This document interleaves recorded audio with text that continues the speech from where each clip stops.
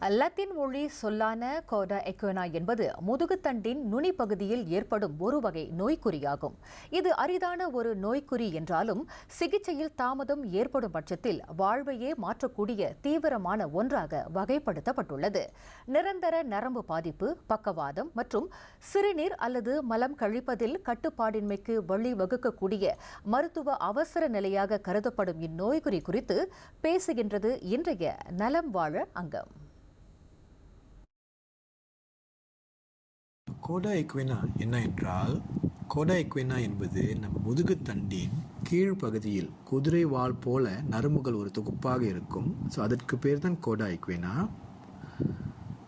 So Latin மொழியில் கோடா எக்வெனா என்றால் குதிரை வால். ஸோ இந்த நரம்புகள் ஒரு தொகுப்பாக அப்படி இருக்கின்றனால் அதுக்கு பேர் கோடா எக்வெனா. ஸோ இந்த நரம்புகள் அழுத்தப்படும் போது அல்லது பாதிப்படையும் போது அதனால் ஏற்படும் மருத்துவ நிலை தான் கோடா எக்வெனா சிண்ட்ரம். முதுகுத்தண்டில் உண்டாகும் காயங்கள், கட்டிகள், தொற்றுகள், முதுகெலும்பைச் சுற்றி உள்ள இரத்த கசிவு போன்றவற்றினால் கோடா எக்வெனா நோய்குறி ஏற்படலாம் என்று நரம்பியல் நிபுணர் டாக்டர் தயாளன் கிருஷ்ணன் விவரித்தார். முதுகுத்தண்டின் முனையில் உள்ள முக்கிய நரம்புகளில் உண்டாகும் அழுத்தத்தினால் கால் அசைவு, பிறப்புறுப்பில் ஏற்படும் உணர்வின்மை உட்பட சிறுநீர்ப்பை, குடல் மற்றும் பாலியல் செயல்பாடு ஆகியவற்றையும் கட்டுப்படுத்துவதாகவும் அவர் கூறினார். இடுப்பு பகுதியில் டிஸ்க் சொல்லுவோம். டிஸ்க் மெட்டீரியல் 2 எலும்புகளில் டிஸ்க் இருக்கும். அந்த டிஸ்க் விலகி நரம்பை பாதித்தால் அதனால் கோடா எக்வெனா சிண்ட்ரம் வர வாய்ப்பு இருக்குது.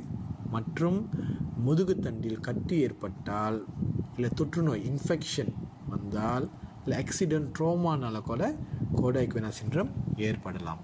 இடுப்பு பகுதியில் உருவாகும் வலியே கோடா எக்வெனா நோய்க்குறிக்கான தொடக்கக்கட்ட அறிகுறியாக உள்ளது. ஆனால் இந்நிலை மோசமடையும் பட்சத்தில் அதிக சிரமங்களை ஏற்படுத்தக்கூடிய அறிகுறிகளை கோடா எக்வெனா வெளிப்படுத்தும் என்று டாக்டர் தயாளன் மேலும் தெளிவுபடுத்தினார். முதுகின் கீழ் பகுதியில் கடுமையான வலி ஏற்படலாம். கால்களில், அதாவது ஒரு கால் இல்லை 2 கால்களிலும் வலி ஏற்படலாம், இல்லை பலம் குறையலாம். சில பேஷண்ட்ஸ்க்கு உணர்வு குறையலாம். முக்கியமாக தொடைகளின் உள் பகுதியில் உணர்வு குறையலாம், மலப்பகுதியில் கூட உணர்வு குறையலாம். சில பேஷண்ட்ஸ்க்கு சிறுநீர் கழிக்கவும் மலம் கழிக்கவும் சிரமம் ஏற்படலாம், இல்லை கட்டுப்பாடு இல்லாமல் போகலாம். இன்கான்டினன்ஸ்னு சொல்லுவோம்.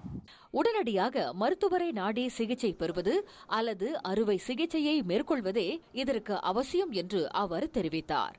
அதோடு பாடி போஸ்டர் எனப்படும் உடல் தோரணையை பராமரித்தல், முதுகு மற்றும் வயிற்று தசைகளை வலுப்படுத்துதல், கனமான பொருட்களை சரியான முறையில் தூக்குதல், புகையிலை பயன்பாட்டை தவிர்த்தல் மற்றும் தொடர்ச்சியான அல்லது மோசமடையும் முதுகுவலிக்கு குறிப்பாக மறுத்து போதல் அல்லது சிறுநீர் மற்றும் மலம் கழிப்பதில் மாற்றங்கள் நிகழ்ந்தால் தொடக்கத்திலேயே மருத்துவரை நாடுவதே இதற்கான சிறந்த வழிமுறைகள் என்று டாக்டர் தயாளன் வலியுறுத்தினார்.